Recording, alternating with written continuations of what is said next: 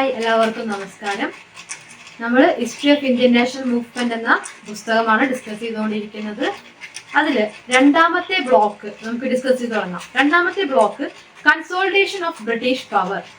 ആദ്യത്തെ ബ്ലോക്കിൽ നമ്മൾ വിവിധങ്ങളായിട്ടുള്ള യൂറോപ്യൻ കമ്പനീസിനെ കുറിച്ച് പഠിച്ചു. ഇനി രണ്ടാമത്തെ ബ്ലോക്കിൽ നമുക്ക് പഠിക്കാനുള്ളത് ബ്രിട്ടീഷ് പവർ എങ്ങനെയാണ് ഇവിടെ ഒരു ഏകീകൃതമായിട്ട് വന്നത് എന്നതിനെ പറ്റിയിട്ടാണ്. എങ്ങനെയാണ് അവരവരുടെ പവർ ഇവിടെ ഇംപ്ലിക്കേഷൻസ് ഓഫ് പവർ അങ്ങനെയാണ് നമുക്ക് ഡിസ്കസ് ചെയ്യേണ്ടത്. ഇതിൽ പ്രധാനമായിട്ടും 4 യൂണിറ്റ് ഉണ്ട്. 4 യൂണിറ്റിലും ഒരു യൂണിറ്റിൽ വെല്ലസ്ലിയുടെ സബ്സിഡറി അലയൻസ് സിസ്റ്റം ആണ് പഠിക്കാനുള്ളത്. ഒരു യൂണിറ്റിൽ പെർമനന്റ് സെറ്റിൽമെന്റ്സ്, അങ്ങനത്തെ സെറ്റിൽമെന്റ്സിനെ കുറിച്ചാണ് പഠിക്കാനുള്ളത്. പിന്നെ ഒരു യൂണിറ്റിൽ നമുക്ക് ഡൽഹൌസിയുടെ ഡോക്ട്രിൻ ഓഫ് ലാബ്സ് എന്ന് പറയുന്ന ഒരു പോളിസിയാണ് പഠിക്കാനുള്ളത്. ദെൻ അടുത്തൊരു ചാപ്റ്റർ എന്ന് പറഞ്ഞാൽ അതിൽ നമുക്ക് ഡിസ്കസ് ചെയ്യാനുള്ളത് മെക്കാളെ മിനിറ്റ്സ് എന്ന് പറയുന്ന ഒരു ഭാഗമാണ്. ഇത് നമ്മൾ പറയുമ്പോൾ ഈ എല്ലാ ടോപ്പിക്കുകളും ഒരു എസ്സേ രൂപത്തിൽ ചോദിക്കാവുന്ന സാധ്യതയുള്ള ഒരു ടോപ്പിക്കാണ്. അതിൽ ഈ വെല്ലസ്ലിയുടെ സബ്സിഡറി അലയൻസും അതേപോലെ തന്നെ ഡൽഹൌസിയുടെ ഡോക്ട്രിൻ ഓഫ് ലാബ്സ് എന്ന് പറയുന്ന പോളിസി, ഇത് രണ്ടും ഒരുമിച്ച് ഒരു എസ്സേയോ അല്ലെങ്കിൽ ഷോർട്ട് എസ്സേയോ ചോദിക്കാൻ സാധ്യതയുണ്ട്. ഷോർട്ട് എസ്സേ ആണെങ്കിൽ ഒരെണ്ണം തന്നെ ചോദിക്കുള്ളൂ. എസ്സേ ആണെങ്കിൽ അധികം 2 എണ്ണം കമ്പൈൻ ചെയ്തിട്ടായിരിക്കും ചോദിക്കുക. അപ്പൊ അതിന് സാധ്യതയില്ല. അപ്പോൾ വളരെ ഇമ്പോർട്ടന്റ് ആയിട്ടുള്ള ഒന്നാണ് ഈ സബ്സിഡറി അലയൻസ് സിസ്റ്റവും ഡോക്ട്രിൻ ഓഫ് ലാബ്സ് എന്ന് പറയുന്ന 2 ടോപ്പിക് എന്ന് മനസ്സിലാക്കുക. മെക്കാളെ മിനിറ്റ്സിന്റെ പോയിന്റ്സ് ഓരോരുത്തരുടെയും പോയിന്റ്സ് ഉണ്ട്. ഇന്ത്യൻ എഡ്യൂക്കേഷൻ സിസ്റ്റം എന്ന് പറയുന്ന ഒരു ചോദ്യം ചിലപ്പോൾ വരാൻ സാധ്യതയുണ്ട്. അതിന്റെ ബ്രിട്ടീഷ് ഇൻഫ്ലുവൻസ് അതായത് ഇന്ത്യയുടെ എഡ്യൂക്കേഷൻ സിസ്റ്റം ഡെവലപ്പ് ചെയ്തതിൽ ബ്രിട്ടീഷുകാരുടെ പങ്ക് എന്താണെന്നൊരു ചോദ്യമൊക്കെ വരാനുള്ള സാധ്യതയുണ്ട്. മെക്കാളെ മിനിറ്റ്സ് എന്ന് പറയുമ്പോൾ ഒരുപാട് പോയിന്റ്സ് വരുന്നൊരു കാര്യമാണ് മെക്കാളെ മിനിറ്റ്സിന്റെ ഭാഗം എന്നൊക്കെ പറയുന്നത്. അപ്പൊ അതൊരു ഇമ്പോർട്ടന്റ് ആയിട്ടുള്ള ഒരു യൂണിറ്റ് ആണ്, ബ്ലോക്ക് ആണെന്ന് മനസ്സിലാക്കുക. നമുക്ക് ആദ്യത്തെ ബ്ലോക്ക് ഡിസ്കസ് ചെയ്യാം. ബ്ലോക്ക് 2 ആദ്യത്തെ യൂണിറ്റ് ഡിസ്കസ് ചെയ്യാം. രണ്ടാമത്തെ ബ്ലോക്കിലെ ആദ്യത്തെ unit Lord Wellesley and subsidiary alliance system ആണ്. എന്താണ് സബ്സിഡറി അലയൻസ് സിസ്റ്റം, എന്താണ് ലോർഡ് വെല്ലസ്ലിയുടെ ഇംപ്ലിക്കേഷൻസ് നമുക്ക് നോക്കാം. ലോർഡ് വെല്ലസ്ലി 1798 1798 അദ്ദേഹം ഇന്ത്യയിൽ എത്തുന്നത്. 1798 അദ്ദേഹം പ്രധാനമായിട്ടും ശ്രമിച്ചത് ഇന്ത്യയിലെ ബ്രിട്ടീഷ് സാമ്രാജ്യം വിപുലീകരിക്കുക എന്നതായിരുന്നു അദ്ദേഹത്തിന്റെ പ്രധാനപ്പെട്ട ലക്ഷ്യമായിട്ട് കാണുന്നത്. ഇനി സബ്സിഡറി അലയൻസ് സിസ്റ്റം അദ്ദേഹം ഇൻട്രൊഡ്യൂസ് ചെയ്തിട്ടുള്ള ഒരു പ്രധാനപ്പെട്ട സിസ്റ്റമാണ് സബ്സിഡറി അലയൻസ് സിസ്റ്റം എന്ന് പറയുന്നത്. ലോർഡ് വെല്ലസ്ലി 3 ഘട്ടമായിട്ടാണ് ഇന്ത്യയിലും ടെറിട്ടറി സാമ്രാജ്യം എക്സ്പാൻഡ് ചെയ്യാൻ ശ്രമിച്ചിട്ടുള്ളത്. ഒന്ന് സബ്സിഡറി അലയൻസ് സിസ്റ്റം വഴി, ദെൻ രണ്ടാമത്തത് ഡയറക്റ്റ് കോൺഫ്ലിക്റ്റ്, മൂന്നാമത്തത് അനക്സേഷൻ ഓഫ് ഫോർമലി സബ്ജുഗേറ്റഡ് മൊണാർക്സ്. അതായത് സബ്സിഡറി അലയൻസ് സിസ്റ്റം ഒന്നാമതായിട്ട് അവർ ഉപയോഗിക്കുന്നു. പിന്നെ അടുത്തൊരു തന്ത്രം എന്ന് പറഞ്ഞാല് ഈ നാട്ടുരാജ്യങ്ങളെ തമ്മിൽ യുദ്ധത്തിൽ ഏർപ്പെടുത്തിക്കൊണ്ടിരിക്കുക. അങ്ങനെ യുദ്ധത്തിൽ ഏർപ്പെടുത്തുന്നത് വഴി ഇവരെന്ത് ചെയ്യുന്നു, അവിടെ പിന്നെയും അധികാരം സ്ഥാപിച്ചെടുക്കുന്നു. പിന്നെ ഒരു മെത്തേഡ് എന്ന് പറഞ്ഞാല് ഇതിന്റെ മുമ്പേ പല കാരണങ്ങളാലും ഇവര് കൂടെ നിർത്തിയിട്ടുള്ള രാജ്യങ്ങൾ ഉണ്ടായിരിക്കുമല്ലോ, നാട്ടുരാജ്യങ്ങള്. അതായത് ഇപ്പൊ ബംഗാളിലെ തന്നെ പല പ്രദേശങ്ങളും, ഔദ് പോലത്തെ പ്രദേശങ്ങളൊക്കെ ഇവര് ആദ്യം തന്നെ കൂടെ നിർത്തിയിട്ടുള്ള പ്രദേശങ്ങളാണ്. പല കാരണങ്ങൾ കൊണ്ട് പേടിപ്പിച്ച് നിർത്തിയിട്ടുള്ളതാണ്. ബ്രിട്ടീഷുകാരോട് വളരെ ലോയൽ ആയിട്ട് നിൽക്കുന്ന പ്രദേശങ്ങളുണ്ടായിരിക്കും. അവരെ അനക്സ് ചെയ്ത് കൂടെ നിർത്തുക, അതായത് പിടിച്ചെടുക്കുക. അങ്ങനെ 3 രീതിയിലാണ് ഇവരുടെ അധികാരം ഉപയോഗിച്ചിട്ടുള്ളത് നമുക്ക് മനസ്സിലാക്കാം. അപ്പോൾ എന്താണ് സബ്സിഡറി അലയൻസ് സിസ്റ്റം? വളരെ ഇമ്പോർട്ടന്റ് ആയിട്ടുള്ള ഒന്നാണ് സബ്സിഡറി അലയൻസ് സിസ്റ്റം എന്ന് പറയുന്നത്.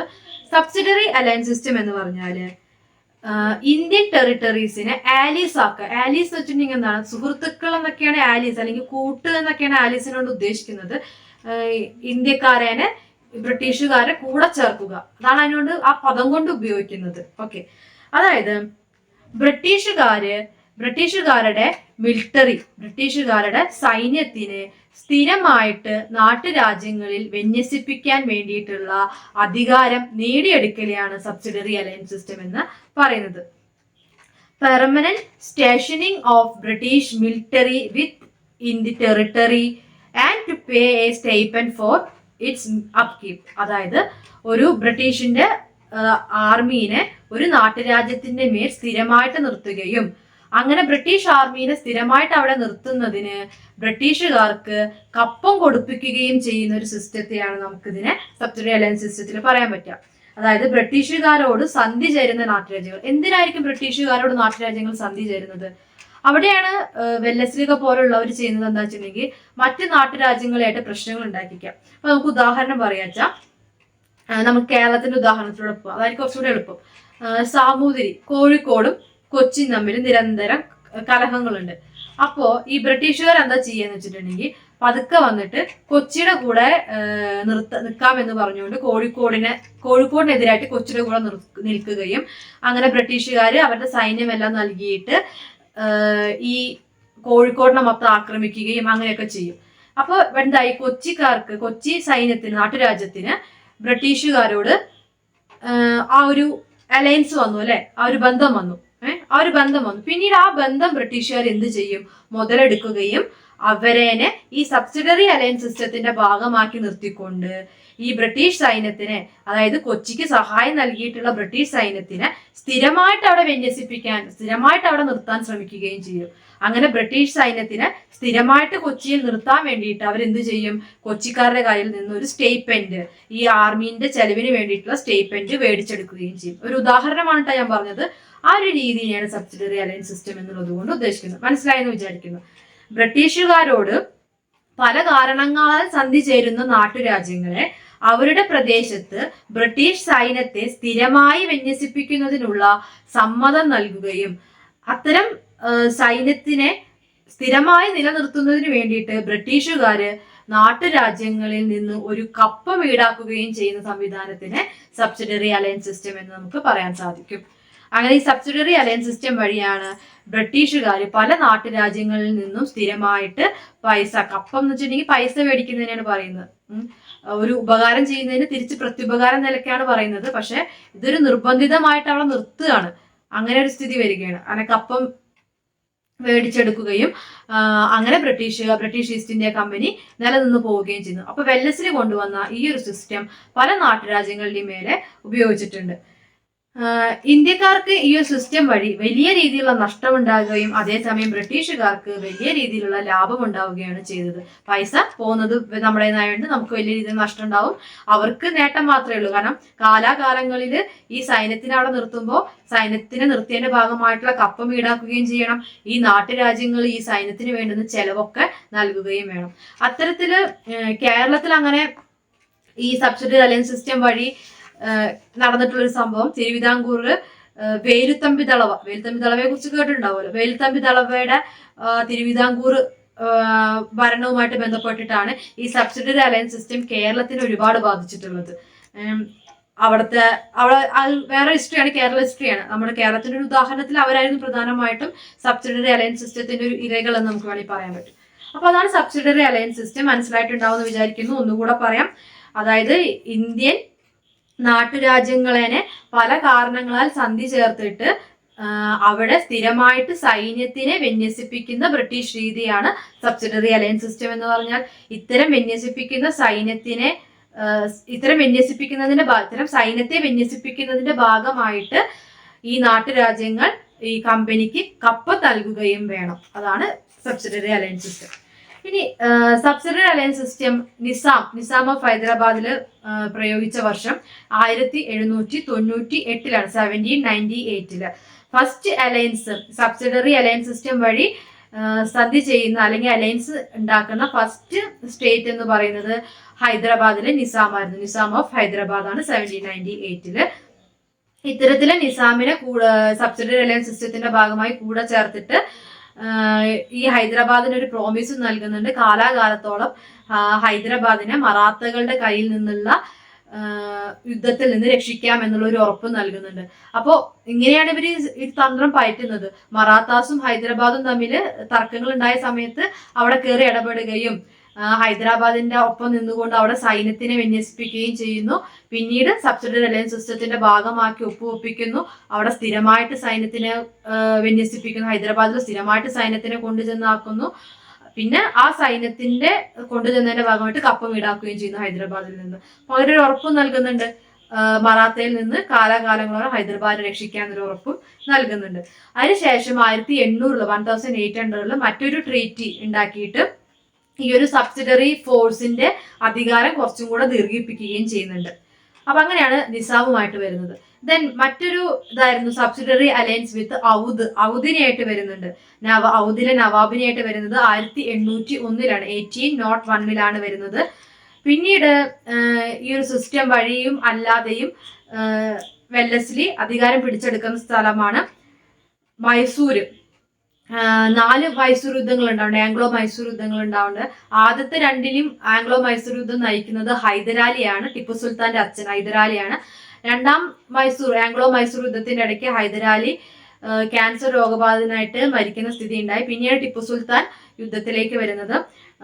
3ഉം 4ഉം ആംഗ്ലോ മൈസൂർ വാറോട് കൂടിയിട്ട് മൈസൂരിൽ ടിപ്പു സുൽത്താന്റെ ഭരണം ഇല്ലാതാക്കുകയും ടിപ്പു സുൽത്താൻ മരിക്കുന്ന സ്ഥിതിയാണ് ഉണ്ടാകുന്നത്. അങ്ങനെ 4ാം ആംഗ്ലോ മൈസൂർ വാർ കഴിയുന്നതോട് കൂടിയിട്ട് ടിപ്പു സുൽത്താൻ മരിക്കുകയും മൈസൂര് ബ്രിട്ടീഷുകാർ പിടിച്ചെടുക്കുകയും ഇംഗ്ലീഷ് ഈസ്റ്റ് ഇന്ത്യ കമ്പനി പിടിച്ചെടുക്കുകയും ആ പ്രദേശം മൈസൂർ പ്രദേശം വൊഡയാർ ഫാമിലി, ഒരു പഴയകാല ഫാമിലിയാണ്. അതായത് ടിപ്പു സുൽത്താൻ അധികാരത്തിലേക്കൊക്കെ വരുന്നതിന് ഹൈദരാലിയുടെ ഇതൊക്കെ വരുന്നതിന് മുമ്പേ ഉള്ള ഒരു വംശമുണ്ട്. അവർക്ക് ഈ മൈസൂര് കൊടുക്കുകയും അങ്ങനെ കൊടുക്കുക മാത്രമല്ല മൈസൂരിനെ ഈ സബ്സിഡറി അലയൻസ് സിസ്റ്റത്തിന്റെ ഭാഗമാക്കിയിട്ട് കൂടെ നിർത്തുകയും ചെയ്യുന്നുണ്ട് ബ്രിട്ടീഷുകാർ. അങ്ങനെ മൈസൂര് ഈ വെല്ലസ്ലി ഈ അലയൻസിന്റെ ഭാഗമാക്കുന്നു.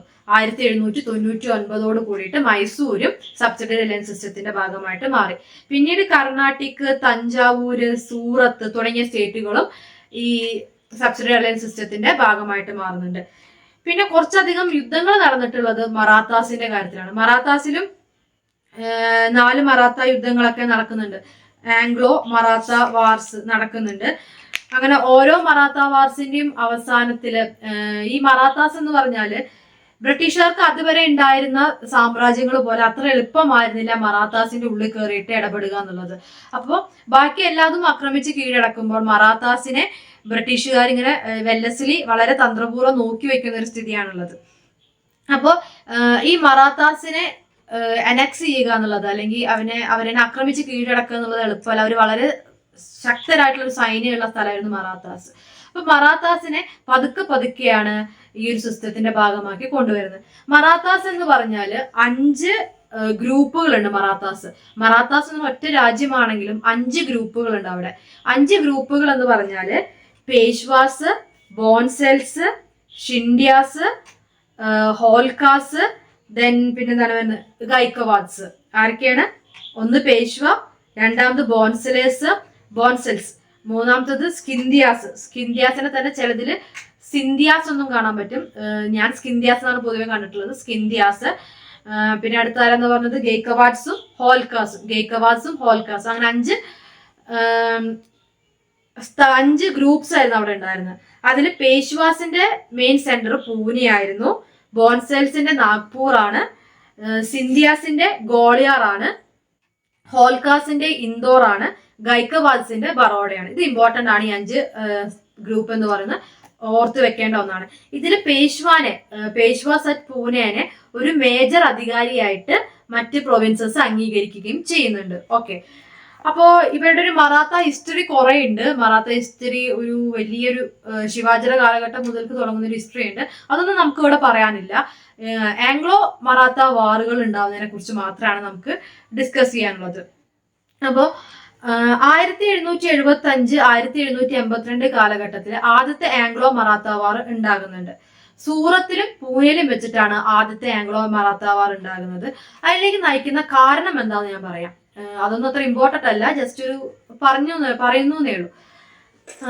മാധവറാവു പേഷ്വയായിരുന്ന, അതായത് മറാത്ത പേഷ്വയായിരുന്ന മാധവറാവുവിന്റെ മരണത്തിന് ശേഷം നാരായണ റാവുവാണ് അടുത്ത പേഷ്വയായിട്ട് അധികാരത്തിലേക്ക് വന്നത്. ഈ നാരായണ റാവുവിനെ അദ്ദേഹത്തിന്റെ തന്നെ അംഗരക്ഷകരായിട്ടുള്ളവര് കൊല്ലുകയാണ് ചെയ്യുന്നത്. അപ്പൊ നാരായണ റാവുവിന് ശേഷം അധികാരത്തിലേക്ക് വന്നത് രഘുനാഥ റാവു ആണ്. ഈ രഘുനാഥ റാവുവിനെയാണ് റാഗ്ബോ എന്നും അറിയപ്പെടുന്നത്. ഈ പല ഒഫീഷ്യൽ റെക്കോർഡ്സിലും റഗോബ, RAGHOB, റഗോബ എന്നൊക്കെയാണ് അറിയപ്പെടുന്നത്.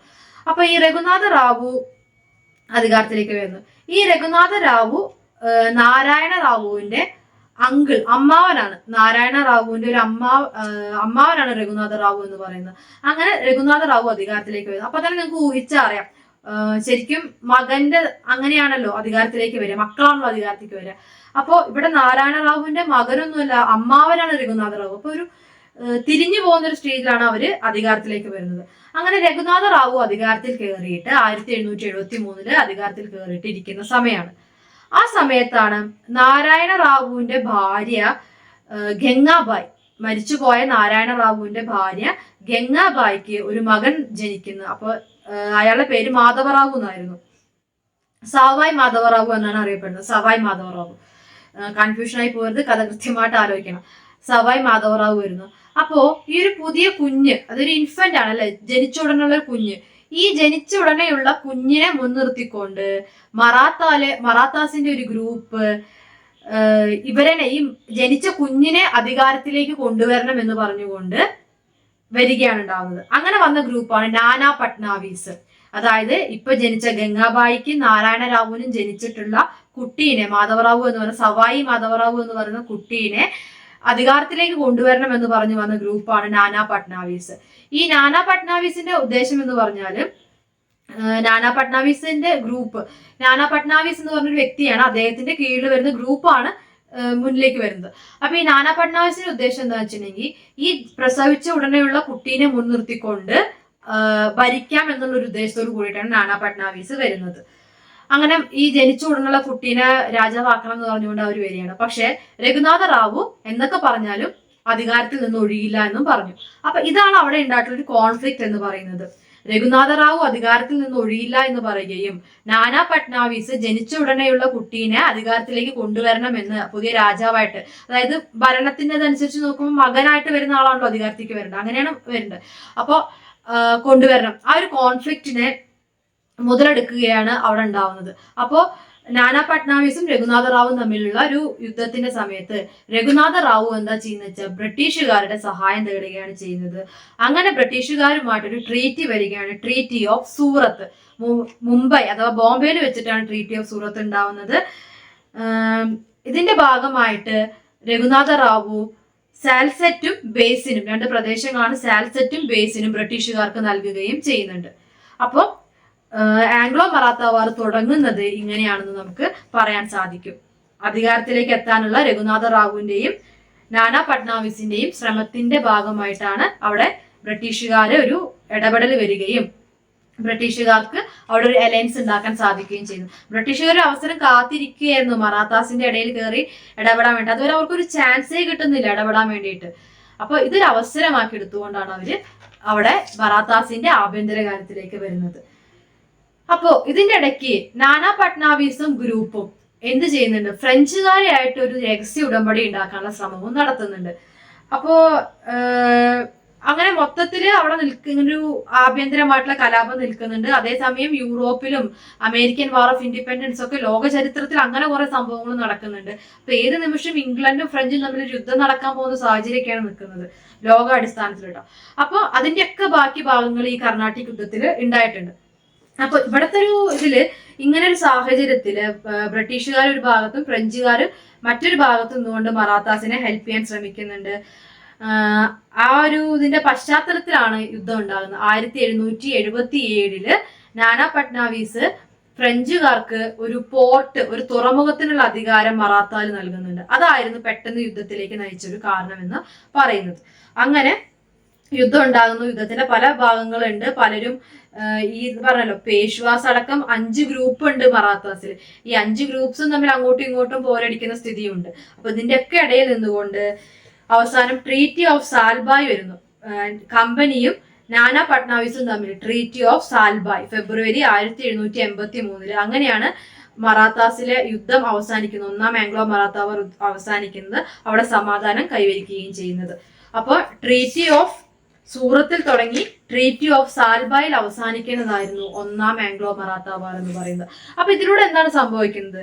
ബ്രിട്ടീഷുകാർക്ക് മറാത്താസിന്റെ കാര്യങ്ങൾ ഇടപെടാനുള്ള ഒരു അവകാശം ലഭിച്ചു. അതേപോലെ തന്നെ രഘുനാഥ റാവു ഈ മറാത്താസിന്റെ ഉള്ളിലുള്ള 2 സ്ഥലങ്ങള് ബ്രിട്ടീഷുകാർക്ക് നൽകുകയും ചെയ്തു. അപ്പൊ ബ്രിട്ടീഷുകാർക്ക് എന്തായി, അവരുടെ ഉള്ളിൽ കയറിയിട്ട് ഇടപെടാനുള്ള ഒരു സാഹചര്യം ഉണ്ടായി. പിന്നെ സെക്കൻഡ് ആംഗ്ലോ മറാത്ത വാർ ഉണ്ടാവുന്നത്. അത് 1803 കാലഘട്ടത്തിലൊക്കെയാണ് സെക്കൻഡ് ആംഗ്ലോ മറാത്ത വാർ ഉണ്ടാവുന്നത്. സെക്കൻഡ് ആംഗ്ലോ മറാത്ത വാർ നടക്കുന്ന സമയത്ത് സ്കിന്ദിയാസും ബോൺസ്ലേസും ഒരുമിച്ച് നിന്നുകൊണ്ട് ബ്രിട്ടീഷ് ആർമീനെ അറ്റാക്ക് ചെയ്യുകയും പരാജയപ്പെടുത്തുകയും ചെയ്തു. സ്കിന്ദിയാസും ബോൺസ്ലേസും ഒരുമിച്ച് നിന്നുകൊണ്ട് ബ്രിട്ടീഷുകാരനെ പരാജയപ്പെടുത്തി. അങ്ങനെ സ്കിന്ദിയാസ് അവരെ പരാജയപ്പെടുത്തിയിട്ട് ഡൽഹി, ആഗ്ര, അലിഗഡ് തുടങ്ങിയ ഒരുപാട് പ്രദേശങ്ങളുടെ മേലെ അധികാരം കൈവരിക്കുകയും ചെയ്തു. അങ്ങനെ ഒരു ബ്രിട്ടീഷ് ടെറിട്ടറിനെ പലപ്പോഴായിട്ട് പരാജയപ്പെടുത്തുന്ന ഒരു സ്ഥിതി മറാത്താസിന്റെ ഭാഗത്തു നിന്നുണ്ടാകുന്നത്. സ്കിന്ദിയാസും ബോൺസ്ലേസും കൂടി അങ്ങനെ ഒരു കാര്യത്തിലേക്ക് കടക്കുന്നുണ്ട്. പക്ഷെ അവിടെയും കുറച്ച് കഴിഞ്ഞപ്പോ ഇവരുടെ ഉള്ളിൽ തന്നെയുള്ള പ്രശ്നങ്ങൾ രൂക്ഷമാവുകയും അങ്ങനെ അതിന്റെ ഉള്ളിലുള്ള പ്രശ്നങ്ങൾ രൂക്ഷമായതിന്റെ ഭാഗമായിട്ട് മറാത്താസിന് ഒരു ഉടമ്പടിയിലേക്ക് എത്തേണ്ട സ്ഥിതി വരുന്നുണ്ട്. അങ്ങനെ മറാത്താസ് വീണ്ടും ഈ സബ്സിഡറി അലയൻസ് സിസ്റ്റത്തിന്റെ ഭാഗമായിട്ട് സൈൻ ചെയ്ത് പോവുകയും ചെയ്യുന്നുണ്ട്. അപ്പോൾ മറാത്താസിന്റെ ഒരു ഭാഗം അങ്ങനെ ഇതിന്റെ സബ്സിഡറി അലയൻസ് സിസ്റ്റത്തിന്റെ ഭാഗമായിട്ട് വരുന്നുണ്ട്. അപ്പോൾ സ്കിന്ദിയാസും ബോൺസ്ലേസും അങ്ങനെ ഒരു പ്രത്യേക സാഹചര്യത്തിൽ സബ്സിഡറി അലയൻസ് സിസ്റ്റത്തിന്റെ ഭാഗമായി. പേഷ്വാസിന്റെ ഭാഗം, അതായത് പൂനെ ആദ്യം തന്നെ ഭാഗമായി. ഇപ്പോ സ്കിന്ദിയാസും ബോൺസ്ലേസും ഭാഗമായി രണ്ടാം മറാത്ത യുദ്ധത്തിന്റെ ഒരു ഘട്ടത്തില്. പിന്നെ വെല്ലസ്ലി അടുത്തതായിട്ട് ശ്രദ്ധിച്ചിട്ടുള്ള എങ്ങോട്ടാണ്? ഹോൾക്കാർ റീജിയൻസിലാണ്. ഇതുവരെ അവർക്ക് പിടിക്കാൻ പറ്റാത്തൊരു റീജിയൻ ആയിരുന്നു ഹോൾക്കാർ, മറാത്താസിന്റെ ഹോൾക്കാർ എന്ന് പറയുന്ന വിഭാഗത്തിന്. അങ്ങനെ പേഷ്വേനെ കമ്പനിയുടെ കീഴിലാക്കിയിട്ട് നിർത്തിയിരിക്കുകയാണ്. പേഷ്വ ഇപ്പൊ കമ്പനിയുടെ അടിമ തന്നെയായി മാറി. അങ്ങനെ ഹോൾക്കാസിനെ പിടിക്കാനുള്ള ശ്രമം നടത്തി. പക്ഷെ യശ്വന്ത് റാവ് ഹോൾക്കാർ അന്നത്തെ ഭരണാധികാരിയായിരുന്നു. ഹോൾക്കാർ ഭരണാധികാരിയായിരുന്നു യശ്വന്ത് റാവ് ഹോൾക്കാർ. അദ്ദേഹം വളരെ ശക്തമായിട്ടുള്ള യുദ്ധം തന്നെ കാഴ്ചവെക്കുകയാണ് ചെയ്തത്. ബ്രിട്ടീഷുകാർക്ക് അത്ര എളുപ്പത്തിലൊന്നും ഹോൾക്കാസിനെ തോൽപ്പിക്കാൻ സാധിക്കുകയും ചെയ്തില്ല. അപ്പൊ ഹോൾക്കാസിന്റെ ഈ വിജയം കണ്ടോടുകൂടിയിട്ട് സ്കിന്ദിയാസ് ഹോൾക്കാസിന്റെ കൂടെ ചേരുകയും ചെയ്തു. അപ്പൊ സബ്സിഡറി അലയൻസ് സിസ്റ്റത്തിന്റെ ഭാഗമായിട്ട് സ്കിന്ദിയാസ് ബ്രിട്ടീഷുകാരായിട്ടുള്ള ഒരു കരാർ ഉണ്ടെങ്കിലും ഈ ഹോൾക്കാസിന്റെ വിജയം കണ്ടപ്പോൾ സ്കിന്ദിയാസ് ഹോൾക്കാസിന്റെ കൂടെ നിൽക്കാൻ തീരുമാനിക്കുകയും അങ്ങനെ ഹോൾക്കാസിന്റെ ആർമി വളരെ ശക്തമായി ബ്രിട്ടീഷുകാരോട് പിടിച്ചു നിൽക്കുകയും ചെയ്തു. അപ്പൊ ആ യുദ്ധം എന്ന് പറഞ്ഞാൽ ശരിക്കും ബ്രിട്ടീഷുകാര് അത്ര എളുപ്പത്തിൽ ജയിക്കാൻ പറ്റില്ല എന്ന് ബ്രിട്ടീഷുകാർക്ക് തന്നെ മനസ്സിലായി. ബ്രിട്ടീഷിന്റെ ആ ഒരു റിസോഴ്സസ്, സാമ്പത്തിക സ്ഥിതിയൊക്കെ അങ്ങനെ കുറഞ്ഞു വരുന്ന ഒരു സ്ഥിതി ഉണ്ടായിട്ടുണ്ടായിരുന്നു. അപ്പൊ രണ്ടു ഭാഗത്തും നഷ്ടങ്ങൾ ഉണ്ടാവുന്നുണ്ട്. പക്ഷെ ബ്രിട്ടീഷുകാർ വിചാരിച്ചത്ര എളുപ്പമായിരുന്നു. മറ്റു രാജ്യങ്ങൾ അനക്സ് ചെയ്തത്ര എളുപ്പമായിരുന്നില്ല ഈ മറാത്താസിന്റെ ഹോൾക്കാസിന്റെ കീഴിലുള്ള സ്ഥലം എന്ന് പറയുന്നത്.